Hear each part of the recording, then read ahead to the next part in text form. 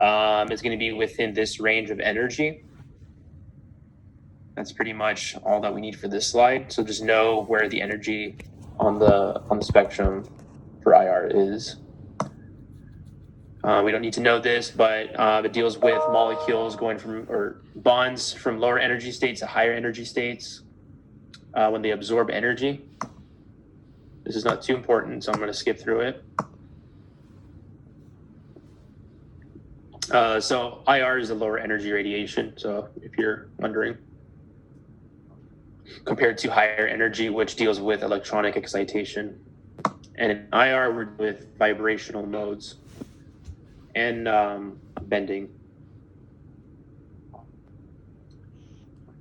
So compared to NMR and UVis, IR is within the infrared region of the electromagnetic spectrum. And then part of your quiz was what type of information do you get from this type of spectroscopy? And that's to identify functional groups present in compounds or structures.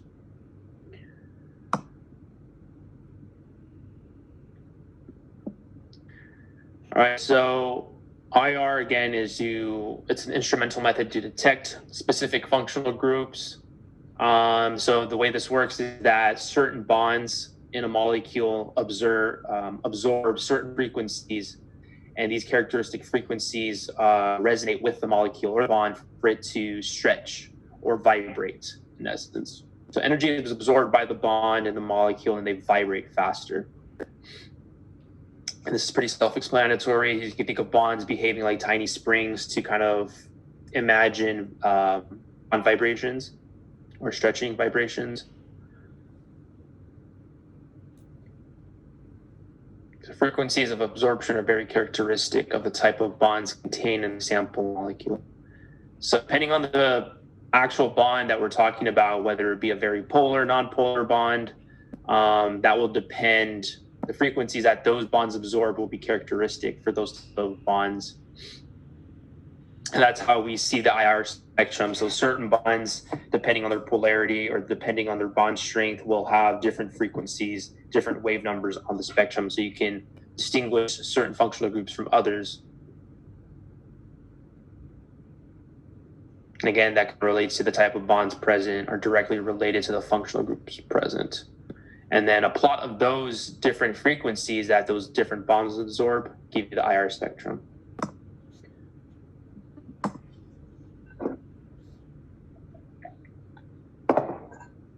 So why use it? Again, we want to find different types of functional groups, and those functional groups can contain polar bonds. They can also contain more than one bond, so like double, triple bonds. So in this slide, so number one, as bonds and molecules are in electronically different environments, no two molecules have the same IR absorption pattern. That's if they have different types of bonds. So that is true, unless you have the exact same molecule. If it's not the same, of course, you're going to have different IR patterns on the spectrum.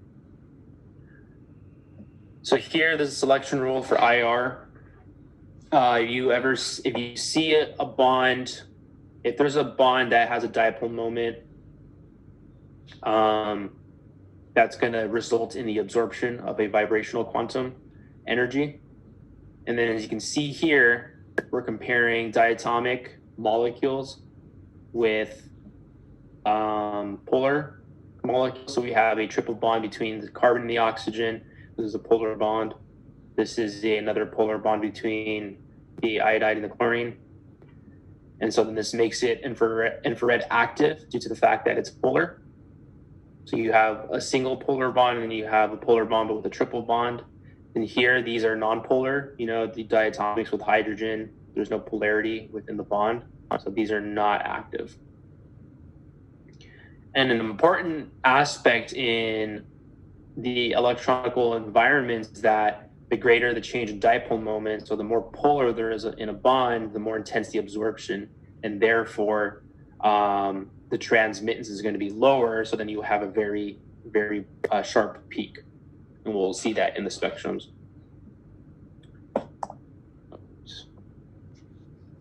So in this this was part of your quiz. It was similar to your quiz. So the more polar the bond is, so increasing polarity increases the intensity that you see on the spectrum. So here, this is the least polar, this is the second most polar, and this is the most polar since it has a hydrogen bond here, or an OH bond. So then that is also proportional to the intensity.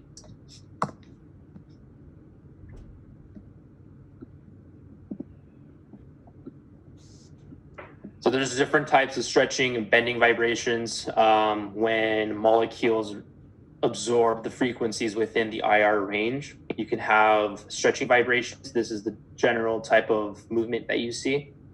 And then within the stretch, you have symmetric stretching, where you have the stretching in this molecule occurring the same way it is on one side of the bond with the other. You can think of this as this one's stretching that way, this one's stretching that way, so it's symmetric. So then you have asymmetric stretching, which is you have one pressing and you have the other bond stretching out.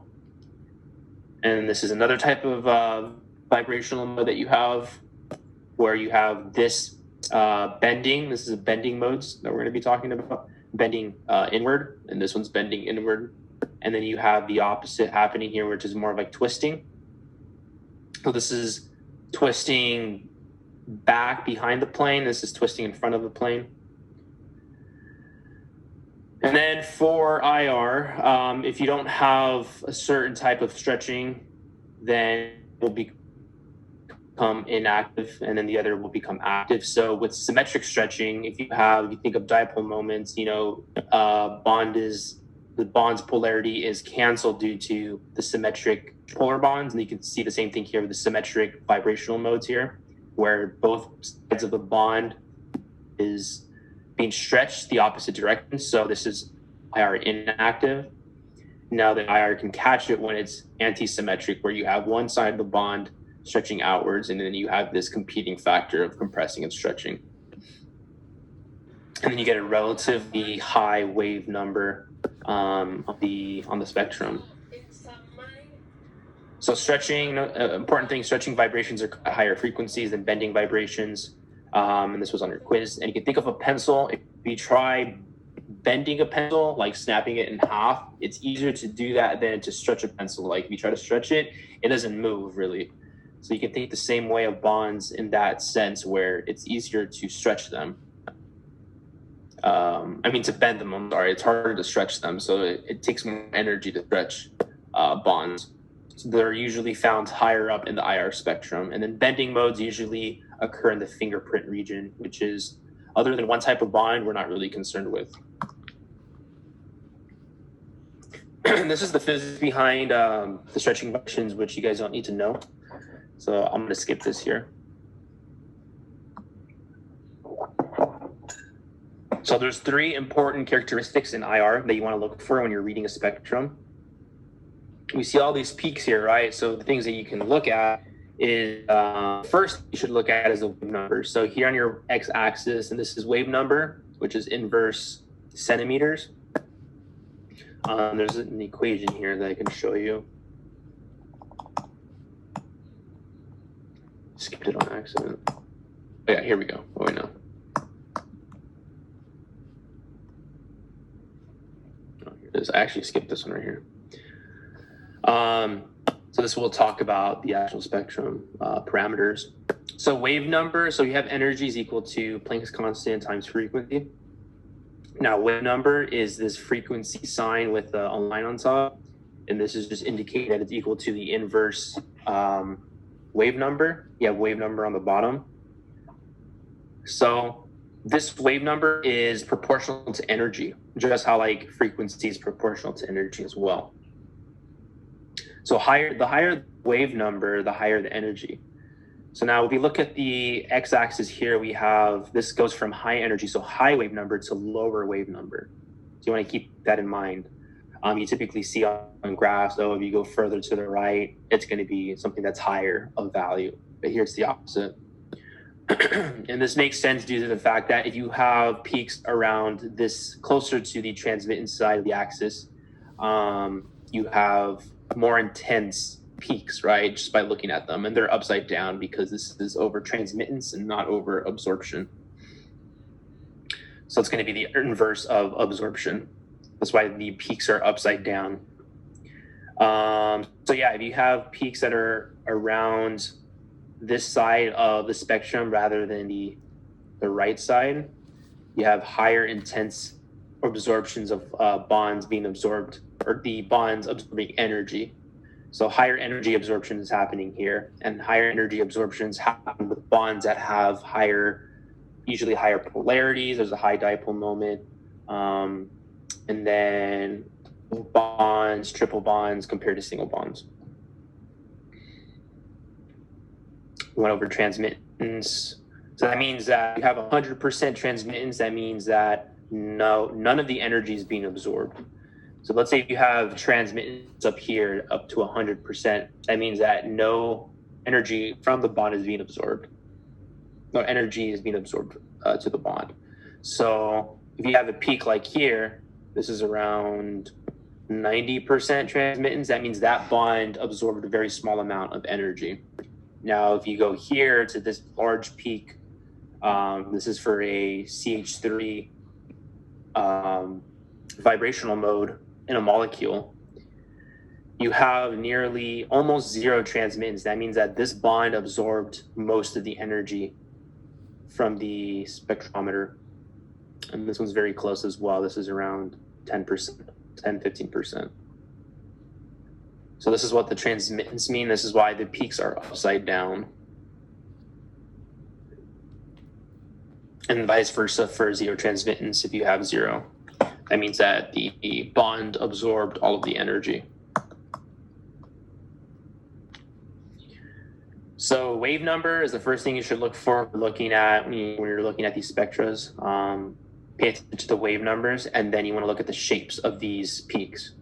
So some of the peaks are very sharp. Some of them have triplets, doublets, as you can see. Those are characteristic of the type of bonds that you're comparing. And then also the intensity, which is how much is being absorbed or how less is being transmitted. But the intensity here, you can say that this peak right here is very intense. This peak as well is very intense. And then back to shapes, you can have very sharp peaks like this going downwards. This is also very sharp. And then you can also have very broad peaks. You could have something that goes from here. It's a little bit shorter, so less intense, but it's very broad and it comes back up.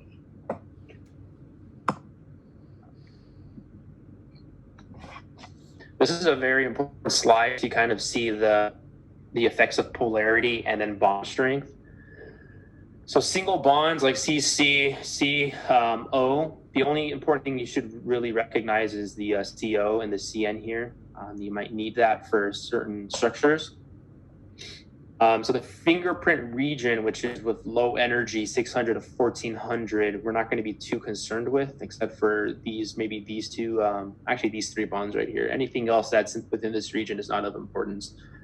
But you can see the single bonds are much weaker than double and triple, so they're all the way here in the lower energy range. And then you have double bonds that are higher in energy, so they absorb higher energy frequencies. So they're going to be found at higher wave numbers. And then, so on with triple bonds in the trend. And then you have these single bonds here that are way up here between around the 3,000 range. And they're because they're hydrogen bonds. And so then those hydrogen bonds those bonds contain a lot of energy within them. So for them to absorb energy, that has to be at a high frequency. So in this trend, increasing wave number means increasing energy.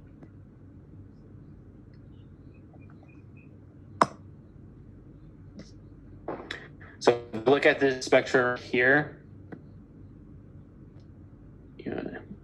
if we look at the spectra right here, we have this characteristic peak. This is a good example of an alkane. This is the sp3 and the CH3 portion of a structure, and you can see that here. So this is the sp3 hybridized CH3, and it's always going to have a characteristic peak that's very sharp, not broad, but sharp and intense right before 3,000, the wave number of 3,000. So this is what you see right here. Now, you can distinguish an alkane from an alkene due to the fact that this is the sp2 hybridized system. So you have an alkene here. You'll always see right after the 3000 mark, there should be a sharp, medium-sized peak, or like this big. And you can see that. So it's right after the 3000, then you have an alkene or a CH2 hybridized carbon-hydrogen bond. Now with an alkyne, you have the same thing as an alkene. However, this peak that we see in the alkene is moved higher forward around at least passing P200. And that's due to the fact that there's a triple bond there. So that triple bond is higher in energy, so it's going to be, this peak for it is going to be higher.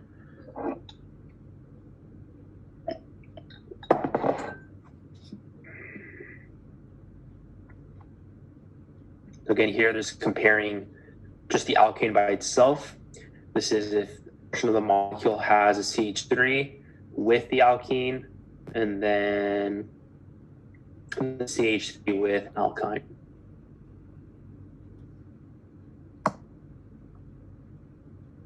Example of a simple hydrocarbon octane.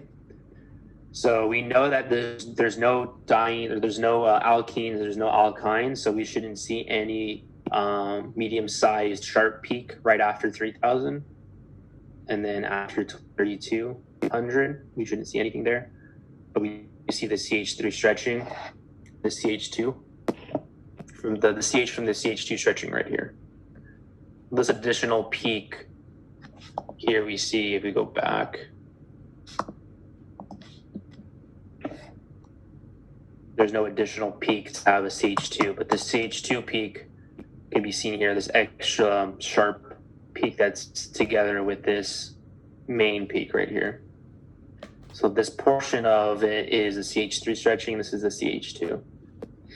And these are bending modes, of course, these are lower in energy. If you use a pencil as an example, they're lower in energy, so they're going to be close to the fingerprint region.